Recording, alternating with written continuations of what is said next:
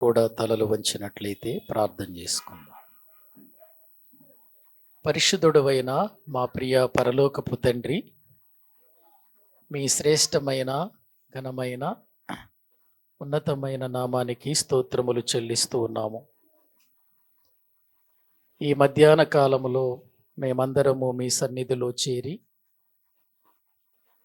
మీ మాటల ద్వారా నీ వాక్య క్రమములో మేము జీవించినట్లు, మీ మాటల ద్వారా ప్రతి ఒక్కరూ మేలు పొందినట్లు సహాయం చేయండి. నిలబడి నీ మాటలు బోధిస్తున్న నాకు నీ పరిశుద్ధాత్మ సహాయమును నడిపింపును అనుగ్రహించి, నీ కృపలో నిత్యము నిన్ను స్తుతిస్తూ నిత్య జీవానికి అర్హులుగా మేము బ్రతుకుటకు తగిన సహాయము చేయమని సమస్త మహిమ ఘనత ప్రభావములు మీకు చెల్లించుకుంటూ యేసుక్రీస్తు ప్రభువు పేరిట ప్రార్థించి స్తుతించి వేడుకుంటున్నాము తండ్రి, ఆమె. కొంచెం వాల్యూమ్ పెంచండి, బయట వాళ్ళకి వినబట్టలేదండి. ప్రభునందు ప్రియమైనటువంటి దేవుని వారులారా, దైవ గ్రంథంలో నుండి మనం గత కొన్ని దినాలుగా ఇశ్రాయేలు రాజుల చరిత్రను గురించి మాట్లాడుకుంటూ వస్తూ ఉన్నాం. ఇశ్రాయేలు రాజులలో ఇప్పటికీ మనం 18 మంది రాజులను గురించి మాట్లాడుకున్నాం. ఈరోజు మనము ఇశ్రాయేలీలకు చివరి రాజైన, అంటే 19వ రాజైన హోషేయ అనేటువంటి రాజును గురించి మనం మాట్లాడుకోబోతున్నాం. ఇప్పటి వరకు మనము చూచిన 18 మంది రాజులలో ఏ ఒక్కరు దేవునికి, దేవుని మాటలకు విధేయుడు అయిన వారు లేరు. ఇశ్రాయేలు రాజులలో యెరోబాము దగ్గర నుండి మనం చెప్పుకున్నటువంటి పోయిన వారములో చెప్పుకున్న పెకహు వరకు అందరూ 18 మంది రాజులు కూడా దేవుని మాట వినని వారే, దైవ ప్రణాళికలో బ్రతకని వారిగానే వారు జీవిస్తూ ఉన్నారు. ఇక ఆఖరి రాజుగా ఈరోజు హోషేయ అనే వ్యక్తిని గురించి లేక రాజును గురించి మనం మాట్లాడుకోబోతున్నాము. ఇతడు ఎలా రాజు అయ్యాడు అనంటే, పెకహు అనేటువంటి రాజు ఇశ్రాయేలీలను పరిపాలిస్తున్నటువంటి సమయంలో ఇతడు కుట్ర పన్ని అష్షూరు రాజు యొక్క ప్రోద్బలంతో వచ్చి పెకహును చంపి ఇతడు రాజు అయినట్లుగా బైబిల్ గ్రంథంలో మనం చూస్తున్నాం. ఒకసారి ఆ మాటలు మనం చదువుకుందాము రండి. రాజులు 2వ గ్రంథం, బైబిల్ గ్రంథంలో రాజులు 2వ గ్రంథం 15వ అధ్యాయము 30వ వచనాన్ని మనం చదువుకుందాం. రాజులు 2వ గ్రంథం 15వ అధ్యాయము 30వ వచనాన్ని వాక్యములో నుండి మనము చదువుకుంటున్నాం. హోషేయ, అప్పుడు ఏలా కుమారుడైన హోషేయ ఇశ్రాయేలు రాజును రెమల్యా కుమారుడనైన పెకహు మీద కుట్ర చేసి అతని మీద పడి అతని చంపి యోధా రాజైన ఉజ్జియా కుమారుడైన యోతాము ఏలుబడిలో 20వ సంవత్సరమున అతనికి మారుగా రాజాయను. దైవ గ్రంథంలో ఈ హోషేయ అనేటువంటి వ్యక్తి ఏలా కుమారుడుగా మనం చూస్తున్నాం. ఇప్పటి వరకు మనము చూసినటువంటి ఇశ్రాయేలు 19 మంది రాజులలో 9 వంశాలలో నుండి వచ్చి పరిపాలన చేసిన వారు మనకు కనబడతారు. 9 కుటుంబాలు యెరోబాము దగ్గర నుండి మనము ఈ ఏలా కుమారుడైనటువంటి హోషేయ వరకు 9 కుటుంబాల వారు ఇశ్రాయేలీలను పరిపాలించారు.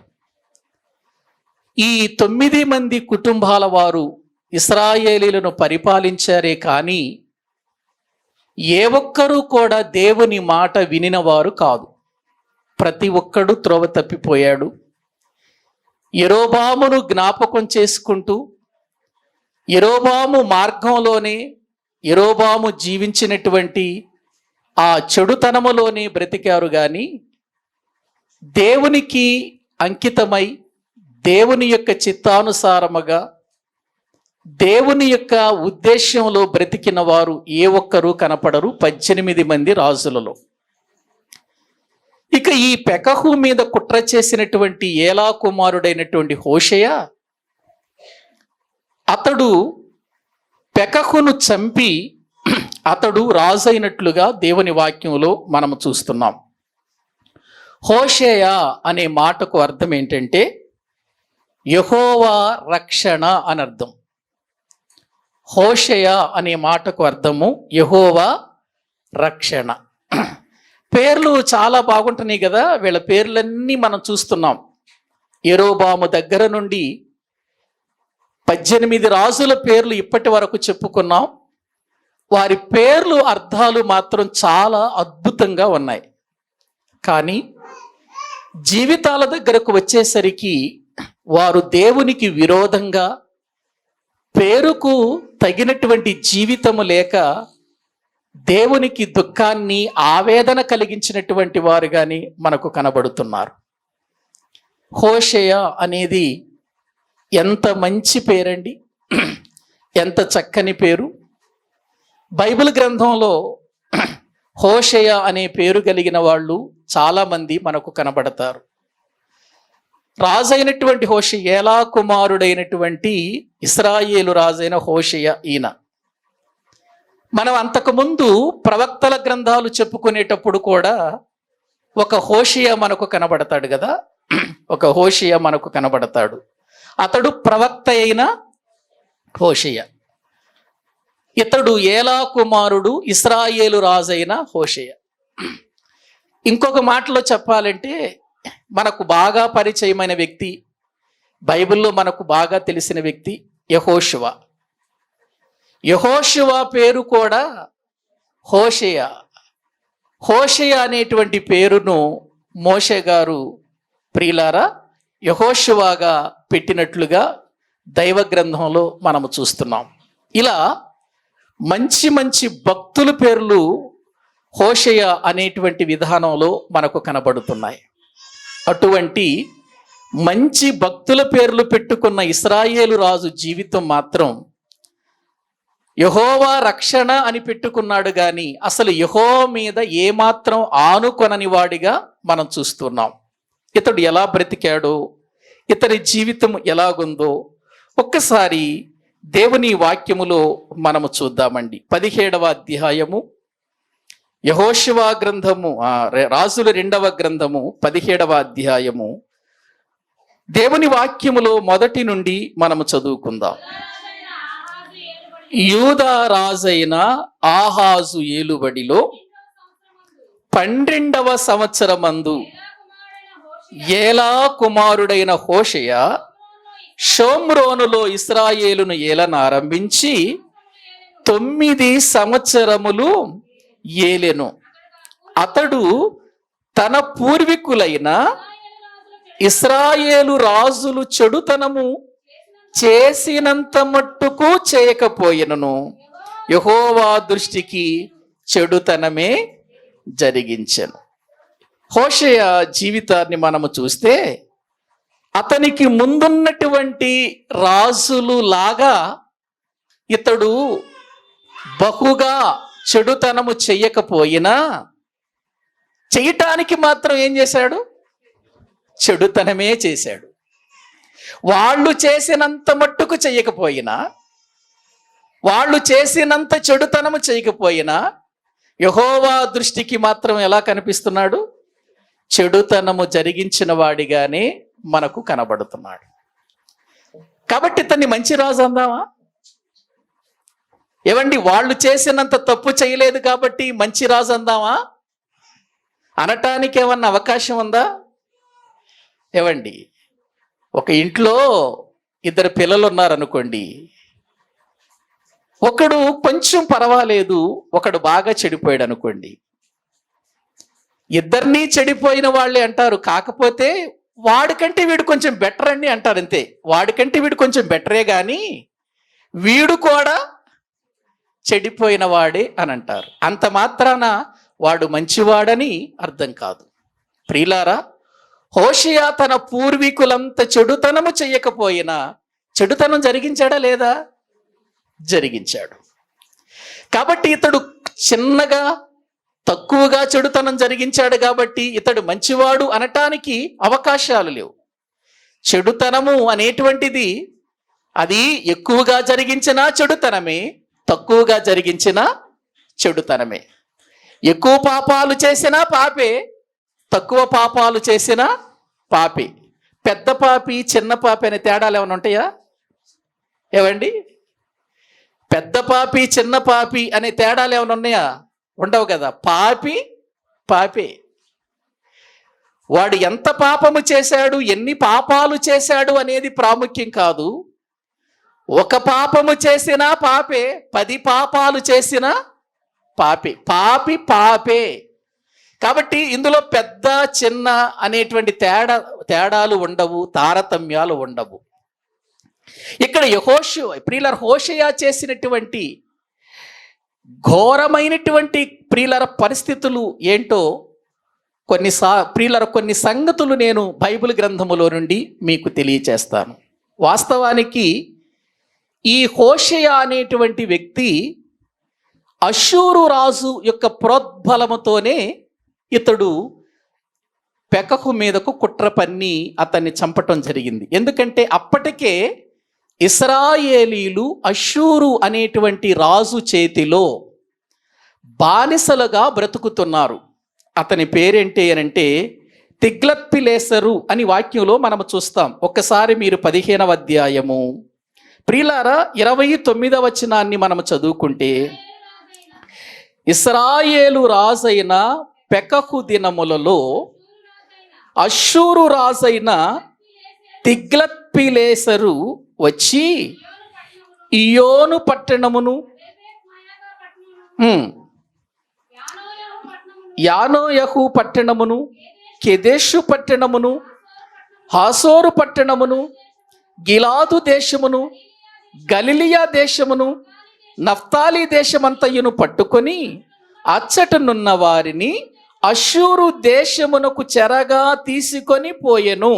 ఏమండి, వాక్యంలో మనం చూస్తున్నాం. ఎవరి కాలంలో ఇది? పెకహు రాజు అయినటువంటి ఇశ్రాయేలు రాజు కాలములో జరిగినటువంటి విషయం ఇది. అంటే ఇప్పటికే ఇశ్రాయేలీలు ఎవరి చేతి క్రింద బ్రతుకుతున్నారు? పెకహు కాలానికే ఇశ్రాయేలీలు ఎవరి చేతి క్రిందకి వెళ్ళిపోయారు? అష్షూరు రాజు చేతికి వెళ్ళిపోయారు. చెరగొని తీసుకొని వెళ్ళిపోయాడు. బాగా మీరు ఆలోచించాలి. ఇది చివరి రాజు యొక్క విధానం కనుక కొంచెం మీరు అర్థం చేసుకోవటానికి ప్రయత్నం చేయండి. ప్రియులారా, అప్పటికే అష్షూరు రాజ్యం అనేది చుట్టుప్రక్కల కొన్ని అన్య దేశాల మీద యుద్ధం చేసి ఒక విస్తారమైనటువంటి రాజ్యముగా పరిగణలోనికి వస్తుంది అష్షూరు రాజ్యం, అష్షూరు సామ్రాజ్యం. ఈ అష్షూరు రాజు అప్పటికే చాలా మందిని తన స్వాధీనం చేసుకున్నాడు. వాళ్ళతో పాటు కొంతమంది ఇశ్రాయేలీల యొక్క దేశాలను కూడా, ప్రాంతాలను కూడా ఏం చేసుకున్నాడు? స్వాధీనం చేసుకున్నట్లుగా బైబిల్లో మనం చూస్తున్నాం. ఇతని ప్రోద్బలముతోనే ఏలా కుమారుడైనటువంటి హోషేయ పెకహు మీద కుట్ర చేసి రాజు అయినట్లుగా దైవ గ్రంథంలో మనం చూస్తున్నాం. ఇక వీళ్ళు అప్పటికే ఏం చేస్తున్నారంటే అష్షూరు రాజ్యానికి వీళ్ళు చెరగొని పోయిన తర్వాత వారికి ప్రియులారా వీళ్ళు సుంకము కడుతూ ఉన్నారు. బానిసలు కదా, కాబట్టి వాళ్ళకి కట్టవలసినటువంటి విధానములో ప్రియులారా వీళ్ళు తప్పకుండా దాసులుగా పన్ను ఇవ్వవలసినటువంటి అవసరత ఉంది కాబట్టి అప్పటికే పన్ను కడుతున్నారు. ఇక ఇప్పుడు హోషేయ వచ్చిన తర్వాత ఈ తిగ్లత్-పిలేసరు అనేటువంటి రాజు, అష్షూరు రాజు చచ్చిపోతాడు. చనిపోయిన తర్వాత పల్మనేసరు అనేటువంటి అష్షూరు రాజు అష్షూరు రాజ్యానికి రాజు అవుతాడు. పల్మనేసరు. ఎందుకంటే పెకహు కాలంలో ఉన్నటువంటి తిగ్లత్-పిలేసరు అనేటువంటి వ్యక్తి ప్రియులారా చనిపోవటం, అతడు చనిపోయిన తర్వాత అష్షూరు రాజ్యానికి పల్మనేసరు అనేటువంటి వ్యక్తి రాజు అవటం దైవ గ్రంథంలో మనం చూస్తున్నాం. అప్పుడు హోషేయ ఏం చేశాడంటే, ఈ వ్యక్తి ఇతని మీదకి యుద్ధం జరిగించటానికి వచ్చాడండి. ఎవరు? యూదా రాజ్యాన్ని, ఇశ్రాయేలు రాజ్యాన్ని పరిపూర్ణంగా నేను స్వాధీనం చేసుకోవాలి, మొత్తాన్ని జయించాలి అనేటువంటి ఉద్దేశంతో వచ్చినప్పుడు ఈ హోషేయ ఏం చేస్తాడంటే, అయ్యా యుద్ధాలు ఎందుకు, మేము మీకు దాసులుగానే బ్రతుకుతాం, మేము మీరు చెప్పినట్లుగానే బ్రతుకుతామని వాళ్ళకి దాసోహమైపోయి పన్ను చెల్లిస్తాడు హోషేయ అష్షూరు రాజ్యానికి. చూడండి, ఒక దేవుని రాజ్యం, ఒక దేవుని ప్రజలు ఉన్నతమైన స్థితిలో ఏలవలసినటువంటి రాజ్యం అన్య రాజ్యానికి ఎలా వెళ్ళిపోతుందో మీరు బాగా జ్ఞాపకం చేసుకోవాలి. ఇక ఆఖరి రాజు ఈయనే అని చెప్పాను కదా, ఇక ఇశ్రాయేలీలలో ఆఖరి రాజు ఈయనే అని చెప్పాను కాబట్టి మీరు బాగా జాగ్రత్తగా ఆలోచించాలి. ఎందుకు ఇతని స్థితి ఇలా అయిపోయింది అనంటే, ఇతడు బానిసగా ఈ హోషేయ అనేటువంటి వ్యక్తి వారితో వియ్యముంది, వారితో చక్కగా అన్ని రీతులుగా నడుపుతూ ఎలాగో కాలాన్ని గడుపుతూ ఉన్నాడు. అలా గడిపేవాడు, గడిపితే బాగుండేది. ఈలోపు ఏం చేశాడు అనంటే, ఐగుప్తు రాజు అయినటువంటి సో అనేటువంటి ఒక రాజుతో ఇతడు ప్రియులారా కలగలిసి ఇవ్వవలసినటువంటి పన్ను ఎగ్గొట్టడం జరిగింది. ఒకసారి చదువుకుందాం ఆ మాటలు. 17వ అధ్యాయము రాజులు 2వ గ్రంథము 17వ అధ్యాయము 3వ వచనం నుండి మనము చదువుకుందాం. 3వ వచనము నుండి మనము చదువుకుందాం. అతని మీదికి అష్షూరు రాజైన షల్మనేసెరు యుద్ధమునకు రాగా హోషేయ అతనికి ఏమైపోయాడు? దాసుడై పన్ను ఇచ్చువాడు ఆయను.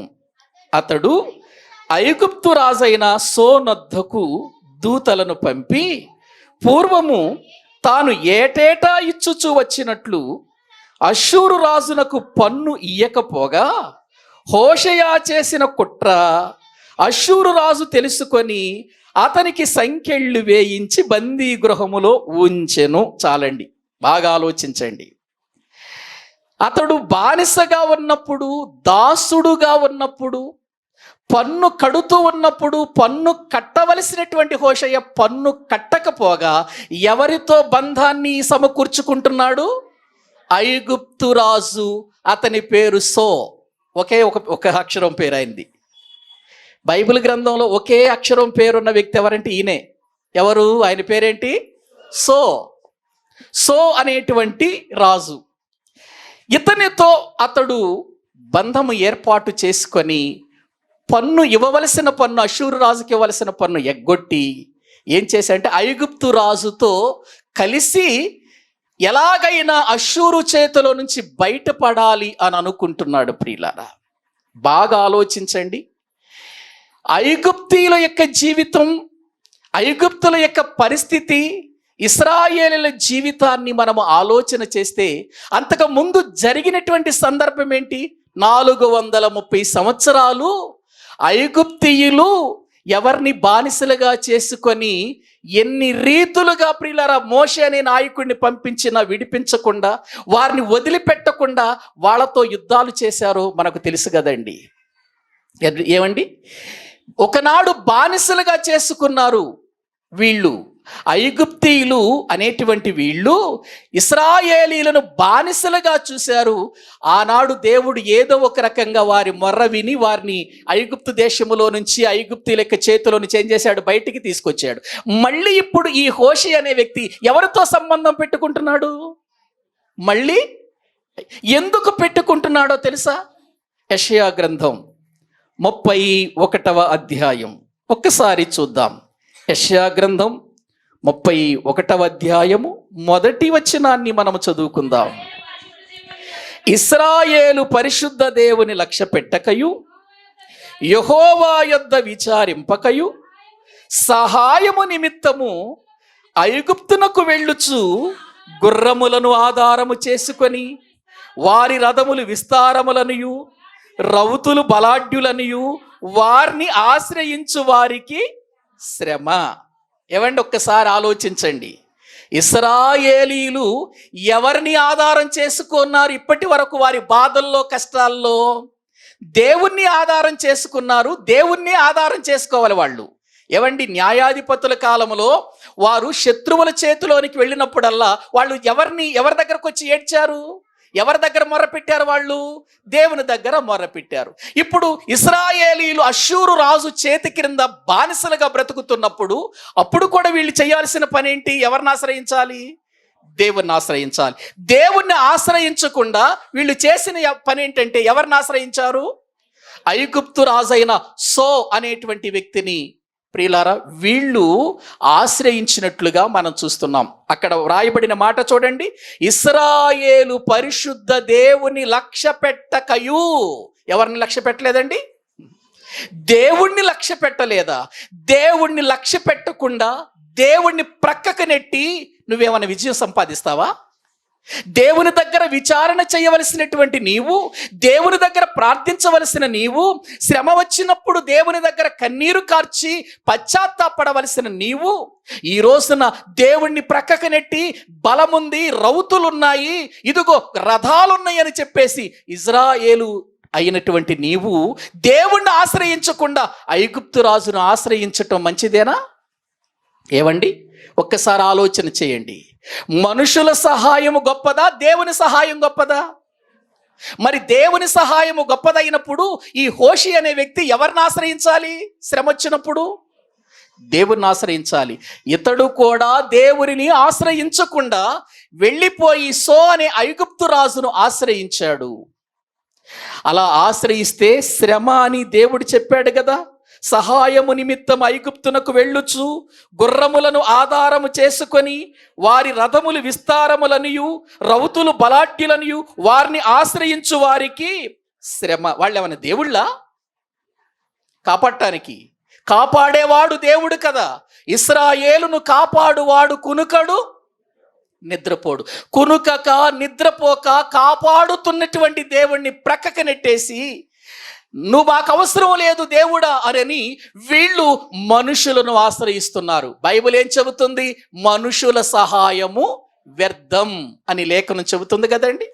ఆ కింద ఇంకొక వచనం చూడండి, 3వ వచనం చదవండి. 3వ వచనం, ఐగుప్తీయులు మనుషులే గాని ఏవండి ఎవరు కారు? వాళ్ళు మనుషులే. వాళ్ళు కూడా ప్రియులారా ఈ హోషేయ లాంటి మనుషులే. వాళ్ళు కూడా నీకు విజయం ఇవ్వాలన్నా అపజయము రావాలన్నా అది ఎవరి చేతిలో ఉంది? దేవుని చేతిలో ఉంది. నీకు విజయం కావాలి అని అంటే దేవుని దగ్గరికి వెళ్ళి నువ్వు మొర్రపెట్టి ప్రభువుని అడిగి పొందుకో. అటువంటి నీవు దేవుణ్ణి విడిచిపెట్టి మనుషుల్ని ఆశ్రయించి ఇదిగో రాజులుగా ఉన్నారు కదా అని చెప్పేసి ఐగుప్తు రాజ్యానికి వెళ్ళొద్దు అని దేవుడు చెబితే వెళితే శ్రమ అని చెప్పినా కూడా అక్కడికి వెళ్ళిపోయే వాళ్ళు ఏమైనా దేవుళ్ళు అంటే కాదని బైబిల్ చెబుతుంది కదండి. ఐగుప్తీయులు మనుషులే గాని దేవుడు కారు. ఐగుప్తీయుల గుర్రములు మాంసమయములే గాని ఆత్మ కావు. యెహోవా తన చెయ్యి చాపగా సహాయము చేయువాడు జోగును, సహాయము పొందువాడు పడును, వారందరూ కూడి. ఏవండి, దేవుడు చెయ్యి చాపి సహాయం చేయాలి కానీ మనుషుడు సహాయం చెయ్యాలనుకుంటే దేవుడే వాళ్ళని పడగొడతాడండి. ఒక ఇశ్రాయేలు రాజయ్యుండి ఒక దేవుని యొక్క ప్రియులార వ్యక్తిగా ఒక దేవుని యొక్క జనాంగానికి అధికారిగా ఉన్న నీవు దేవుని యొద్దకు వెళ్లకుండా ఐగుప్తును ఆశ్రయించావు. హోషేయ, తప్పు చేసావు నువ్వు కూడా. ఆఖరి రాజుగా ఆఖరి అవకాశాన్ని కూడా ఏం చేసావు? నువ్వు పోగొట్టుకుంటున్నావు. ఇక ఆఖరి అవకాశం ఇదే కదండి వీళ్ళకి. ఆఖరి అవకాశం ఇదే. ఈ అవకాశాన్ని కూడా హోషేయ పోగొట్టుకుంటున్నాడు. ప్రియులారా, ఎంత ఘోరమైన పరిస్థితిలో ఇతని జీవితం ఉంది. ఇతని కాలములో ప్రజలను ఏ రీతిగా ప్రియులర మలి చేశాడు అని ఒకసారి ఆలోచన చేస్తే వీళ్ళు ఎప్పుడైతే ఈ యొక్క సో అనే ఐగుప్తు రాజును ఆశ్రయించారో ప్రియులారా అక్కడ జరుగుతున్నటువంటి ప్రియులారా విషయం చూడండి. వాక్యంలో ప్రభు చెబుతున్న మాట 7వ వచనం చదవండి. 17వ అధ్యాయం, రాజులు 2వ గ్రంథం 17వ అధ్యాయము 7వ వచనం చదవండి. ఎందుకనగా ఇశ్రాయేలీలు ఐగుప్తు దేశములో నుండి, ఐగుప్తు రాజైన ఫరో యొక్క బలము క్రింద నుండి తమ్మును విడిపించిన తమ దేవుడైన యెహోవా దృష్టికి పాపము చేసి ఇతర దేవతల యందు, దేంట్లో భయభక్తులుగా ఉన్నారు వీళ్ళు? ఇతర దేవతలను. వారిని ఐగుప్తు దేశములో నుండి విడిపించి 40 సంవత్సరాల అరణ్యములో నడిపించి, వారికి ఆహారం పెట్టి, నీళ్లు లేకపోతే నీళ్ళు ఇచ్చి, వారికి ఎన్నో రీతులుగా ఆయన కాపుదలగా, పగటి వేళ మేఘస్తంభముగా, రాత్రి వేళ అగ్నిస్తంభముగా ఉండి కాపాడిన దేవుణ్ణేమో విడిచిపెట్టేశారు. ఎవరి యందు భయభక్తులు పెట్టారు వీళ్ళు? నిలుపుతున్నారు. ఇతర దేవతల యందు భయభక్తులు నిలిపి తమ ఎదుట నిలవకుండా యెహోవా వెళ్ళగొట్టిన జనముల కట్టడలను, ఇశ్రాయేలు రాజులు నిర్ణయించిన కట్టడలను, ఎవరి కట్టడలు మర్చిపోయారు వీళ్ళు? దేవుని కట్టడలు మర్చిపోయారు. ప్రియులారా, ఆ దేవతలను అనుసరించే వారి యొక్క కట్టడలు, రాజులు నిర్ణయించినటువంటి కట్టడలను అనుసరిస్తూ ఉన్నారండి. ఇంకా ఏం చేస్తున్నారు చూడ 9వ వచనం. మరియు ఇశ్రాయేలు వారు తమ దేవుడైన యెహోవా విషయములో ఏం కలిగి, ఎవరి విషయంలో? దేవుని విషయంలో కపటము కలిగి దుర్బోధలు బోధించుచు అడవి గుడిసెల నివాసులను, ప్రాకారములు గల పట్టణ నివాసులను తమ స్థలములన్నిటిలో ఏం కట్టుకున్నారు? బలిపీఠాలు కట్టుకున్నారు. ఏం కట్టుకోవలసిన ప్రజలు ఏం కట్టుకున్నారు? జీవితాలు కట్టుకోవలసిన ప్రజలు, దేవుని మందిరము కట్టి దేవునిలో ఆరాధించవలసిన ప్రజలు దేవుణ్ణి ప్రక్కకు నెట్టి, దేవుణ్ణి త్రోసివేసి, దేవుని మందిరాన్ని కాదని అన్య దేవతలను, అన్య దేవతల ఆచారాలను, అన్య దేవతల కట్టడలను తెచ్చుకొని ఆ దేవతలకు వీళ్ళు ఏం చేస్తున్నారు చెప్పండి? బలిపీఠములను కడుతున్నారు. ఎవరు వీళ్ళు? పేరుకి ఎవరు వీళ్ళు? దేవుని ప్రజలు. దేవుని ప్రజలైన ఇశ్రాయేలీలు ఎవరి బలిపీఠాలు కడుతున్నారు? దేవతల బలిపీఠాలు కడుతున్నారు. ఏవండి, ఇంతవరకు వారిని నడిపించి కాపాడిన దేవుడి వీళ్ళకి జ్ఞాపకం రాలేదా? చదవండి ఇంకా కింద ఏమనుందో. ఎత్తైన కొండలన్నిటి మీదనేమి, సకలమైన పచ్చని వృక్షముల క్రిందనేమి, అంతటను విగ్రహముల నిలవబెట్టి దేవతా స్తంభములను నిలిపి తమ ఎదుట నిలవకుండా యెహోవా వెళ్ళగొట్టిన జనులు ముష్కరులైనట్లు తామునేమైపోయారు చెప్పండి? ముష్కరులు. ఏవండి ప్రియులారా, ఒక్కసారి ఆలోచించండి. వీళ్ళు పాడైపోయినప్పుడు, వీళ్ళు దేవునికి దూరమైపోయినప్పుడు వీళ్ళ మధ్యకు ఎంతమంది ప్రవక్తలను పంపించాడండి? వీళ్ళ దగ్గరికి ఎటువంటి ప్రవక్తలను పంపించాడండి? ఒక ఏలియా ఏంటి ప్రియులారా, ఒక ఎలీషా ఏంటి, ఒక ఆమోస్ ఏంటి? ఏవండి వీళ్ళందరినీ దేవుడు ప్రియులారా ప్రవక్తలైన వారిని పంపించి వీరికి హెచ్చరిక చేశాడు, దిద్దుకోమన్నాడు, సరిచేసుకోమన్నాడు. అయినా ప్రవక్తల మాటలు వినలేదట వీళ్ళు. దేవునికి కోపం వచ్చింది. ఇక వేస్ట్ వీళ్ళు అనుకున్నాడు దేవుడు. ఇక అనవసరం వీళ్ళు, ఇక మరొక రాజును వీళ్ళకి నేను ఏర్పాటు చేసినా వీళ్ళిక నా మాట వినరు.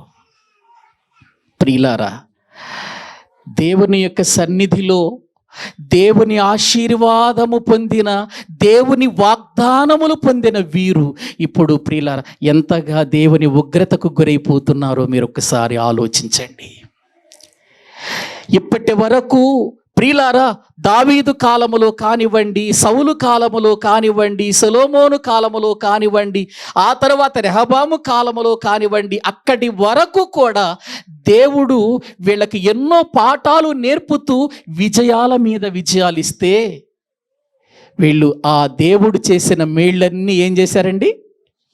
మరిచిపోయి ముష్కరులయ్యారట. ముష్కరులుగా మారిపోయారు, మూర్ఖులుగా మారిపోయారు. ప్రవక్తలను పంపించిన ప్రవక్తల మాట వినలేదండి వీళ్ళు. ప్రవక్తల మాటలు కూడా వినలేదు. ఇక దేవుడు ప్రియులారా జోక్యం చేసుకొని ఇంకా మరొక రాజును వీళ్ళకి ఇవ్వటం వేస్ట్ అనుకున్నాడు. ఇప్పుడు అషూరు రాజు అయినటువంటి పల్మనేసరు ప్రియులారా యూదా రాజ్యం ఇశ్రాయేలు రాజ్యం మీదకి వచ్చాడు. పట్టుకోవటంతో ఎవరిని పట్టుకున్నాడు? రాజు అయినటువంటి హోషేయను పట్టుకున్నాడు. ఇప్పటి వరకు మాకు బానిసలుగా ఉంటూ మాకు పన్ను కొడుతూ ఇప్పుడు పన్ను ఎగ్గొట్టి నువ్వెవరితో కలుసుకుంటా? ఐగుప్తు రాజుతో కలుసుకుంటావా? తెలుసుకున్నటువంటి అతడు హోషేయను చేసిన పనేంటి ప్రియులారా? హోషేయను చేసిన పనేంటి అక్కడ మనం చదువుకున్నాం కదా వాక్య భాగములో. మళ్ళీ చదవండి ఆ వచనాన్ని, 17వ అధ్యాయము దేవుని వాక్యములో 3వ వచనాన్ని చదువుకుందాం. అతని మీదికి అషూరు రాజైన పల్మనేసరు యుద్ధమునకు రాగా హోషేయ అతనికి దాసుడై పన్ను ఇచ్చువాడాయను. అతడు ఐగుప్తు రాజైన సోనొద్దకు దూతలను పంపి పూర్వము తాను ఏటేటా వచ్చుచు వచ్చినట్లు అషూరు రాజునకు పన్ను ఇయ్యకపోగా హోషేయ చేసిన కుట్ర అషూరు రాజు తెలుసుకొని అతనికి సంకెళ్ళు వేయించి బందీ గృహములోనికి వెళ్ళిపోయాడు. ఒక అన్యుల దేశములోనికి బందీగా సంకెళ్ళు వేయబడిన వాడిగా హోషేయ వెళ్ళిపోతున్నాడు. చూసారా ప్రియులారా? ఇశ్రాయేలు రాజు అన్యుల చేతిలో బందీగా మారిపోయాడు. ఎంత ఘోరమైన విషయం అండి ఇది. సహాయము చేసే దేవుణ్ణి పెట్టుకొని ప్రార్థిస్తే ప్రార్థన విని సహాయము చేసే దేవుణ్ణి పెట్టుకొని, గొప్ప దేవుణ్ణి పెట్టుకొని, నడిపించిన దేవుణ్ణి పెట్టుకొని, ఆరోగ్యం ఇచ్చిన దేవుణ్ణి పెట్టుకొని, ఆయుష్నిచ్చిన దేవుణ్ణి పెట్టుకొని, ప్రియులారా ఇప్పటి వరకు 200 సంవత్సరాల కంటే పైగా యెరోబాము దగ్గర నుంచి ఒక్కొక్కరిని దేవుడు ప్రియులారా వారికి అవకాశం ఇచ్చిన ఈ 200 సంవత్సరాలు కూడా వాళ్ళ జీవితాలు మారలేదంటే ఎంత ఘోరమైనటువంటి విషయం. ఇక ఈయన్ని బందీగా చేసి తరువాత ఇశ్రాయేలు ప్రజలందరినీ కూడా చెరగొని తీసుకొని వెళ్ళిపోయాడు. ఎవరంటే అషూరు రాజు. అషూరు రాజు చేసిన అషూరీలు ఎంత క్రూరులంటే, ఎంత భయంకరమైనటువంటి వ్యక్తులంటే ప్రియులారా, వాళ్ళు ఎక్కడైనా ఒక ప్రాంతాన్ని జయించారు, ఒక ప్రాంతాన్ని వాళ్ళు సంపాదించుకున్నారంటే అక్కడ వాళ్ళనుంచరు. జరిగింది అదే ఇక్కడ. ఇశ్రాయేలీలందరినీ తీసుకొని వెళ్ళిపోయి చెరలో ఉంచేసి ఎవరెవరిని తీసుకొచ్చాడో చూడండి షోమ్రోను ప్రాంతానికి. వాక్యములు 17వ అధ్యాయము దేవుని వాక్యములో మనము చూస్తే 24వ వచనం చదవండి. వాక్య భాగములో మనము చూస్తే 24వ వచనం. అషూరు రాజు బబులోను, కూత, హవ్వ, హమాతు, సెపర్వయీము అను తన దేశములలో నుండి జనులను రప్పించి ఇశ్రాయేలు వారికి మారుగా షోమ్రోను పట్టణములో ఉంచెను గనుక వారు షోమ్రోను దేశమును స్వతంత్రించుకొని దాని పట్టణములలో కాపురము. ఏమండి, ఇశ్రాయేలీలు ఉండవలసినటువంటి పట్టణాలలోనికి ఎవరు వచ్చేసారు చెప్పండి? ఇప్పుడు అన్యులు వచ్చేసారండి. ఇప్పుడు వాళ్ళు చేయవలసినటువంటి ప్రియుల ఆ యొక్క దేశములో వాళ్ళు ఉండవలసిన ప్రాంతాలు, వారు ప్రియుల అక్కడ నివాసం చేస్తూ ఎంతగానో దేవుణ్ణి స్తుతిస్తూ దైవ ఆశీర్వాదం పొందవలసిన వీళ్ళు ఈ రోజున శాపగ్రస్తులైపోయి అషూరు దేశానికి చెరగొని పోబడ్డారు. ఏ ప్రాంతములో దేవుని మందిరం ఉండాలో, ఏ ప్రాంతములో దేవుని ప్రజలు ఉండాలో, ఏ ప్రాంతమైతే ఇజ్రాయేలు యొక్క రాజధానిగా మంచి పేరు సంపాదించుకుందో ఈ షోమ్రోను పట్టణమంతా నాశనం చేశాడు అషూరు రాజు. ఇశ్రాయేలును తీసుకొని వెళ్ళి ప్రియులార చెర తీసుకొని పోయి ఇప్పుడు ఎవరిని పెట్టేశాడు? ఇశ్రాయేలు ప్రాంతములంటే అన్య రాజులను పెట్టేశాడు. వీళ్ళు ఏం చేశారు? వస్తూ మరికొన్ని విగ్రహాలను తెచ్చుకున్నారు. చూడండి వీళ్ళు ఎటువంటి విగ్రహాలను తెచ్చుకున్నారో వీళ్ళంతా ఒక్కసారి మనము చూస్తే ప్రియులార వాక్యములో 29వ వచనము నుండి చదవండి. కొందరు జనులు తమ సొంత దేవతలను పెట్టుకొని షోమ్రోనీలు కట్టుకొనిన ఉన్నత స్థలముల మందిరములలో వాటిని ఉంచుచూ వచ్చిరి. మరియు వారు తమ తమ పురములలో తమకు దేవతలను కలుగు చేసుకొనిరి. బబులోను వారు సుక్కెత్పెనోతు దేవతను, కూతా వారు నెర్గెలు దేవతను, హమాతు వారు అషీమా దేవతను, అవీలు దేవతను, తర్తాకు దేవతను, ఎవరు వారి దేవతను పెట్టుకొనుచుండిరి. శపర్వీయులు తమ పిల్లలను అద్రమెలకు అనెమ్మెలకు అను శపర్వాయుము యొక్క దేవతలను అగ్నిగుండమందు దహించుచుండిరి. ఏవండి, ఎక్కడ జరుగుతున్నాయండి ఈ కార్యాలన్నీ? ఏవండి, దేవుని దేశముగా, దేవుని ప్రజలుగా, దేవుని ఆరాధించవలసినటువంటి స్థలముగా ఉండవలసిన షోమ్రోనులో దేవుని ప్రజలు ఉండవలసిన స్థానములు జరుగుతున్నాయి. ప్రియులారా, ఇశ్రాయేలీయుల యొక్క చరిత్ర ఎంతగా ఇక్కడ రాజ్య పరిపాలన ముగించబడుతుందో మీరు ఒక్కసారి ఆలోచించండి. ఇప్పుడు ఏ పట్టణములో ఉండి దేవుణ్ణి ఆరాధించాలో ఆరాధించకపోనందున, దేవుని మాట వినకపోనందున, దేవుని యొక్క మాటకు అవిధేయులైనందున ఇప్పుడు వాళ్ళు ఎక్కడ ఉండాలో అక్కడ లేకుండా ఎక్కడికి వెళ్ళిపోయారంటే బానిసలుగా వేరే ప్రాంతాలకు వెళ్ళిపోయి అషూరు ప్రాంతంలో, ప్రియులారా, అషూరు రాజు చేతి కింద బానిసలుగా బ్రతుకుతున్నారు. ఎంతటితో ఇశ్రాయేలీయుల చరిత్ర ముగిసిపోయింది. ఇంకా ఇంకొక రాజు లేడు వీళ్ళకి. తర్వాత ఇంకొక రాజు వచ్చాడు అనుకుంటున్నారా? ఇక లేడు. హోషేయతోనే క్రీస్తుకు పూర్వం 722వ సంవత్సరంలో ఇశ్రాయేలీయులు, ప్రియులారా, ఎక్కడికి వెళ్ళిపోయారంటే అషూరు చెరకు వెళ్ళిపోయారు. ఇశ్రాయేలీయులతో దేవుడు చేసిన వాగ్దానం ఏంటి? వాగ్దానానికి అర్హులు కావలసిన వీళ్ళు, ప్రియులారా, శాపానికి అర్హులైపోయారు. వారి ఇళ్లల్లో వాళ్ళు నివాసం చేసే యోగ్యత లేకుండా అయిపోయింది. వాళ్ళ పిల్లలతో వాళ్ళు సంతోషంగా ఉండే యోగ్యత లేకపోయింది. వారున్నటువంటి ప్రదేశం, వారి సొంత ప్రాంతాలలో వాళ్ళు లేకుండా చెరగొని వెళ్ళిపోయారు, చెరలోకి వెళ్ళిపోయారు. అషూరు చెర, ఇదే అషూరు చెర. అంటే ఇశ్రాయేలీయులు ఇంతకాలము దేవుడు చూచాడు. ఒకడు కాకపోయినా ఒకడన్నా మారతాడు, ఒకడు కాకపోయినా ఒకడన్నా మారతాడు. 200 సంవత్సరాల కంటే, ఏది యెరోబాము దగ్గర నుండి ప్రియుల హోషేయ వరకు 200 సంవత్సరాల కంటే ఎక్కువ దినాలు దేవుడు వీరు మారతారని 200 సంవత్సరాల అవకాశం ఇచ్చిన వీళ్ళేం కాలేదు చెప్పండి? మారలేదు. ఏవండి, 200 సంవత్సరాలు అవకాశాన్ని కూడా వీళ్ళు కోల్పోయి బ్రతికితే ఇంకెందుకు ఉంచాలండి వీళ్ళని? అంతేనండి. దేవుడు మనుషుల ఎడల చూస్తాడు, మారతాడు, ఈ వాక్యం విని మారతాడు, ఈ వాక్యం విని మారతాడు, ఈ వాక్యం విని మారతాడు అని దేవుడు అవకాశం ఇస్తాడు. ఇక వీడు మారడు అనుకున్నప్పుడు ఇక దేవుడు ఆ వ్యక్తిని భూమి మీద ఉంచడు. నువ్వు అనుకుంటున్నావు నేను ఎన్ని చేసినా బాగానే ఉన్నాను అనుకుంటున్నావు, కానీ బాగానే ఉన్నాను అనుకుంటాం కాదు, దేవుడు అది నీకు ఇస్తున్న అవకాశం.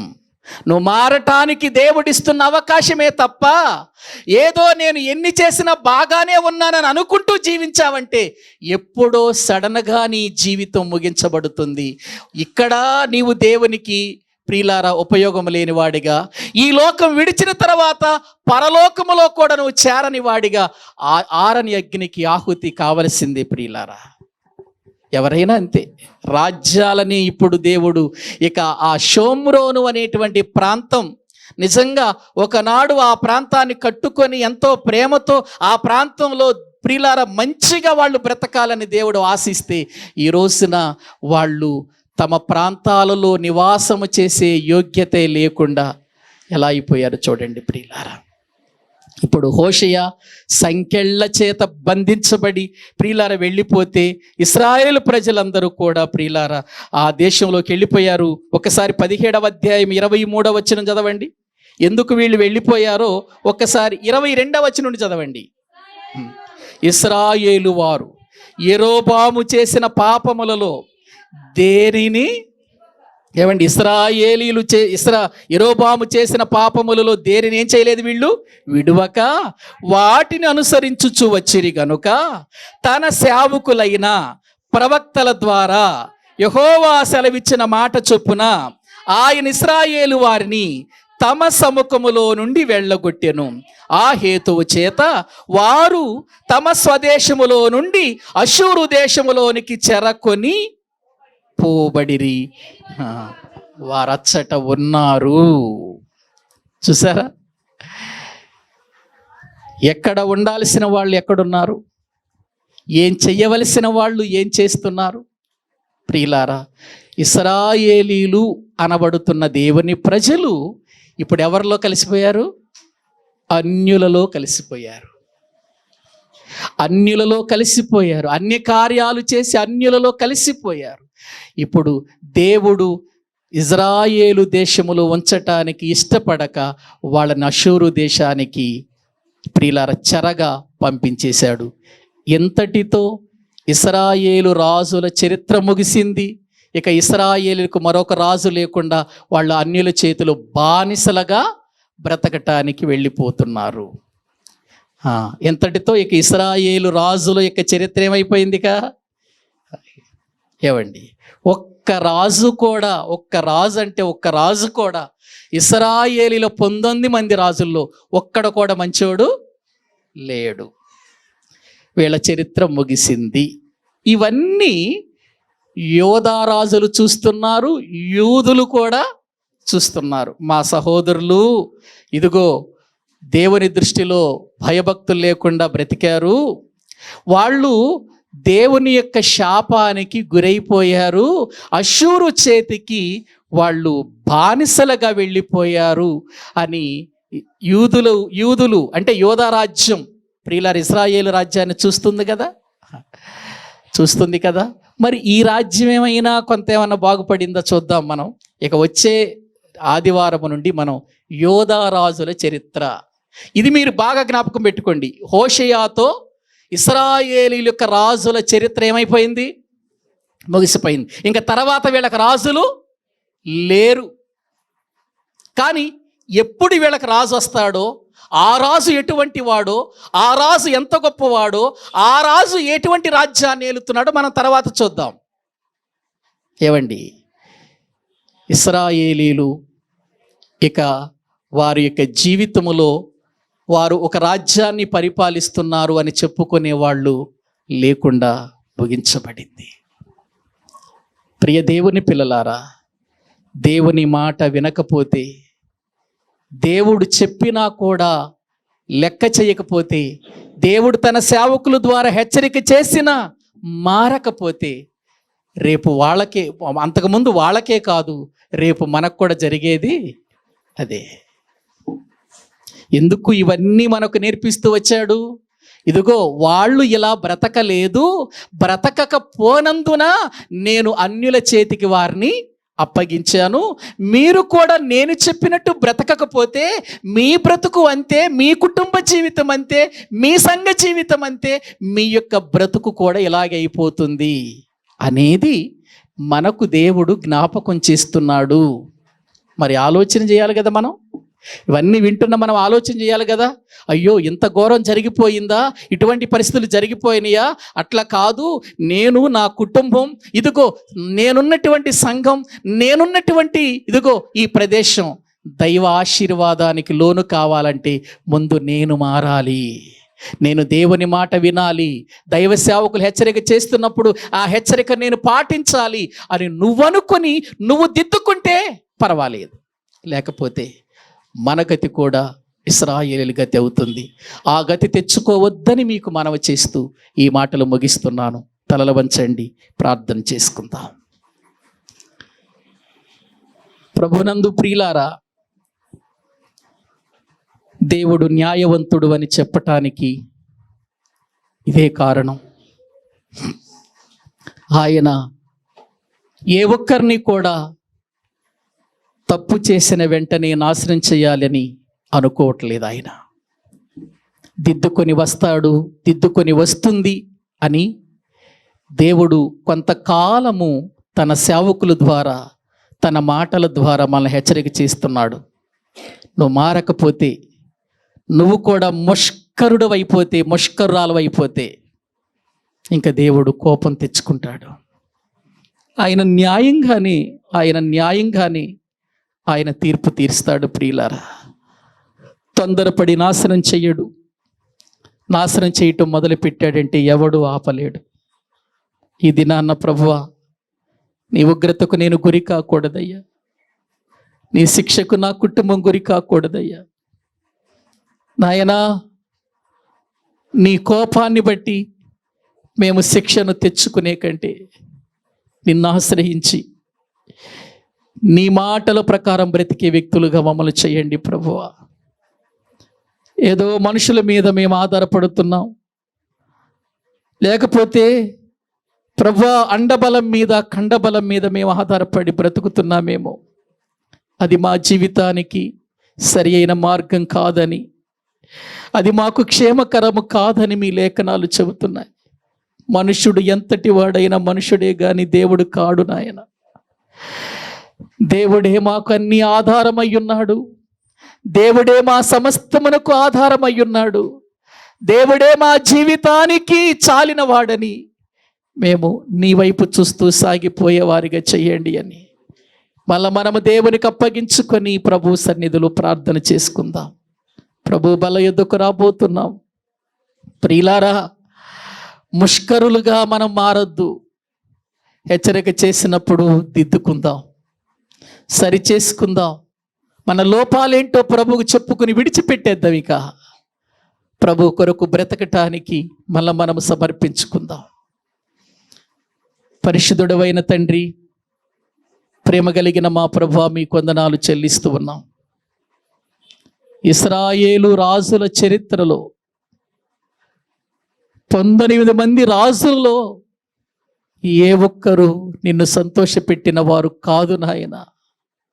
అందుకే ముష్కరులైపోయి వారు నిన్ను విడిచిపెట్టి బ్రతికినందువలన వారు చెరగొని తీసుకొని పోబడ్డారు. ఇశ్రాయేలు రాజ్యము అనేది లేకుండా తుడిచిపెట్టబడింది. తండ్రి, అటువంటి పరిస్థితులు మేము కొని తెచ్చుకోక నీ మాట విని నీ మాటను ప్రభువా నాయన మేము అంగీకరించి దీనులముగా సాత్వికులముగా తగ్గించుకొని ఈ సన్నిధిలో బ్రతుకుటకు తగిన సహాయము చేయండి. కృప చూపండి నాయన. మీ సహాయం అందించండి, బలపరచండి. నీ బిడ్డలు ప్రేమతో ఇచ్చిన కానుకలను దీవించి ప్రతిఫలము మీరు దయచేయమని ప్రార్థన చేస్తూ ఉన్నాం. మరలా మేము మీ సన్నిధిలో కూడుకునేంత వరకు మీ కృప మాతో ఉంచి ఒకరికొకరు ప్రార్థించుకుంటూ హెచ్చరిక చేసుకుంటూ క్రీస్తు రాకడ వరకు, మా మరణం వరకు యథార్థవంతులుగా నమ్మకస్తులుగా మేము బ్రతకటానికి మీ ఆత్మచేత మమ్మల్ని నడిపించమని ప్రార్థన చేస్తూ సమస్త మహిమ ఘనత ప్రభావములు మీకు చెల్లించుకుంటూ నీ బిడ్డలు ఇచ్చినటువంటి కానుకలను దీవించి ప్రతిఫలము దయచేయమని యేసు క్రీస్తు ప్రభువు పేరట ప్రార్థించి స్తుతించి వేడుకుంటున్నాము తండ్రి. ఆమెన్. మన తండ్రి అయిన దేవుని ప్రేమ, ఆయన కుమారుడైన యేసు క్రీస్తు వారి కృప, పరిశుద్ధాత్మ నిత్య సహాయము సన్నిధి ఇక్కడ కూడిన మనకును సకల పరిశుద్ధులకును సదాకాలము తోడయ్యుండి నడిపించునుగాక. ఆమెన్.